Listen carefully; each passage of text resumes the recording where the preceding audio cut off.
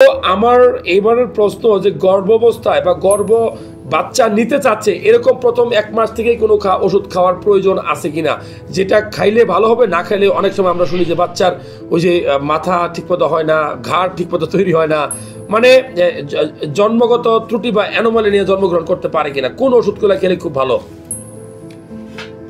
ধন্যবাদ। প্রথম অবস্থায় প্রেগন্যান্সি প্রথম অবস্থায় যে ওষুধটা আমরা চোখ বন্ধ করে পেশেন্টকে খেতে বলবো সেটা হচ্ছে ফলিক অ্যাসিড। ফলিক অ্যাসিড অবশ্যই একটা গর্ভবতী মাকে খেতে হবে। ফলিক অ্যাসিড না খেলে হচ্ছে মায়েদের মারা না খেলে সেই বাচ্চাগুলোর জন্মগত ত্রুটি হয়, যেমন হচ্ছে নিউরাল টিউব ডিফেক্ট হয়, মানে তার হচ্ছে মেরুদণ্ডের এখানে টিউমার জাতীয় সমস্যা দেখা দেয়, ব্রেনের সমস্যা দেখা দেয় এবং নানান রকম জন্মগত ত্রুটি নিয়ে সে জন্মগ্রহণ করে। অবশ্যই ফলিক অ্যাসিড জাতীয় ওষুধ তাকে অবশ্যই সেবন করতে হবে।